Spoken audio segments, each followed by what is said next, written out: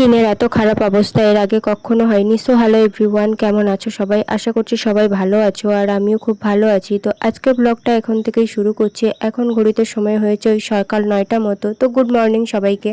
আর হ্যাঁ, আজকে তো একটা স্পেশাল দিন, জামাই ষষ্ঠী। তো জামাইকে নিয়ে বাপের বাড়ি যেতেই হবে, তাই না? তাই জন্য সকাল সকাল ঘুম থেকে উঠে দুজনে বাসি কাজটা সব কমপ্লিট করে ফ্রেশ ট্রেশ হয়ে এখন রেডি হওয়ার পালা।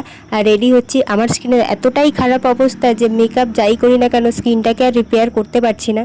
তাই জামাই আমায় একটু হেল্প করে দিচ্ছে। আর এই দেখো মেকআপ মোটামুটি ডান, এবার ড্রেসটা পরলেই কমপ্লিট হয়ে যাবে ফুল লুক। তো আমার শাড়ি পরার কথা ছিল, যেহেতু অনেকটা লং রাস্তা আর রৌদ্র, তাই জন্য জিন্স আর টপ পরে রেডি হয়ে নিয়েছি। আমাদের বাড়িতে যেহেতু কাঁঠাল গাছ আছে, তাই প্রত্যেক বছরই জামাই ষষ্ঠীতে যাওয়ার সময় আমরা দুটো করে কাঁঠাল নিয়ে যাই আমাদের দুই বাড়ির জন্য। এই দেখো জামাই এখানে রেডি টেডি হয়ে বেরিয়ে গেছে, আর জামাইয়ের সাথে সাথে আমিও বেরিয়ে গেছি। যেহেতু অনেকটা লং রাস্তা, 1.5 ঘন্টার রাস্তা, তো 1.5 ঘন্টা যেতে লাগবে। নর্থ থেকে সাউথে আর কি যাব। যতই তাড়াহুড়ো করি না কেন, বাড়ি ঘরদোর গুছিয়ে সব কাজ কমপ্লিট করে নিজেরা তৈরি হয়ে বেরোতে বেরোতে আমাদের 11টা মতো বেজে গেছে। আর বাইরে রৌদ্রের পরিমাণও বেড়ে গেছে। তো কথা না বাড়িয়ে চলো যাওয়া যাক। আর হ্যাঁ, থার্ড টাইম মানে তৃতীয়বার যাচ্ছি আমরা জামাই ষষ্ঠীতে। আর এই রাস্তাটা কে কে চেনো কমেন্ট করে জানিও তো। ছাড়ো, বাদ দাও, আমি বলেই দিই, এটা বাসন্তী হাইওয়ে।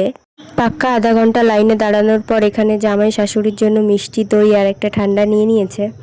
আর এই দেখো আমাদের গ্রামের রাস্তা, কত সুন্দর না? না শেষ হয় তবে কেমন হতো তুমি বলো তো। লা লা লা লা লা।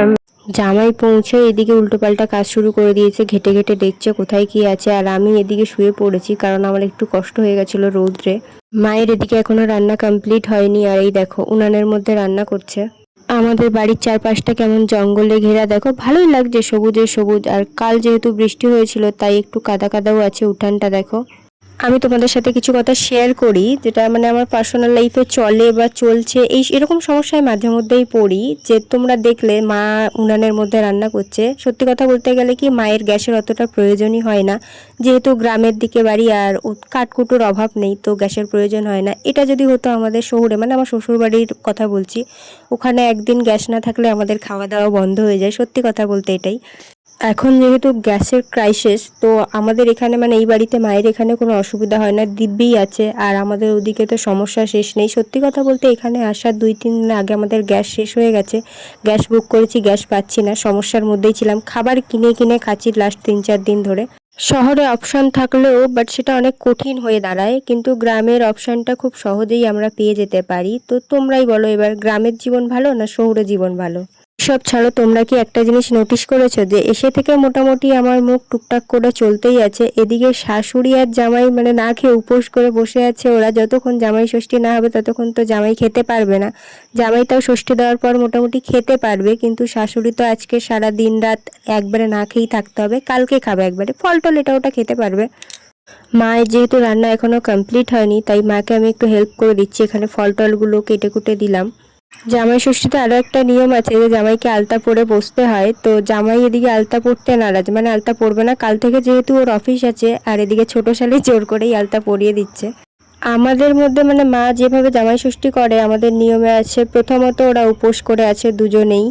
আর দ্বিতীয়ত জামাই আলতা পরবে, জামাইকে শাশুড়ি কাঠমালা ঘুঞ্চি এগুলো পরাবে, পরিয়ে তারপরে মানে বরণ করবে, বরণ টরণ করে আশীর্বাদ করে হাতে একটা হলুদ সুতো কি বেঁধে দেয়, ওটা আমি জানি না ঠিক। তারপরে যত রকম ফল আছে, এখানে 7 রকম ফল ছিল, 7 রকম ফল একটা একটা করে খাইয়ে দেবে, মিষ্টি খাইয়ে দেবে 5 রকম, দিয়ে আশীর্বাদ করবে। মানে জামাই প্রণাম করবে, করে আশীর্বাদ নিয়ে তারপর শাশুড়ি গিফট দেবে, জামাই গিফট দেবে। তো এইভাবেই সব নিয়ম কানুন করে ষষ্ঠীটাকে কমপ্লিট করা হয়। তারপর খাওয়া দাওয়ার ব্যাপারটা থাকে। তো তোমাদের মধ্যে কাদের কি নিয়ম কানুন আছে অবশ্যই কমেন্ট করে জানিও। কিন্তু সব থেকে ইন্টারেস্টিং ব্যাপার হলো, শাশুড়ি তো জামাইয়ের জন্য গিফট কিনেছে, বাট জামাই গিফট আনেনি, নাকি পরে দেবে, পেন্ডিং রয়েছে। জামাইয়ের খাবার দাবার শালিরা আর বউ মিলে ভাগ করে খেয়ে নিচ্ছে। এদিকে জামাই খেতে বসে গেছে, শাশুড়ি থালা সাজিয়ে দিচ্ছে। আজকের ভিডিওটা এই অবধি। ভালো লাগলে অবশ্যই একটা লাইক কমেন্ট শেয়ার আর চ্যানেলটাকে সাবস্ক্রাইব করে দিও। আর তোমরা জামাই ষষ্ঠীতে কে কি করলে অবশ্যই কমেন্টে জানিও, জানাতে ভুলো না কিন্তু। চলো টাটা, দেখা হচ্ছে নেক্সট ভিডিও।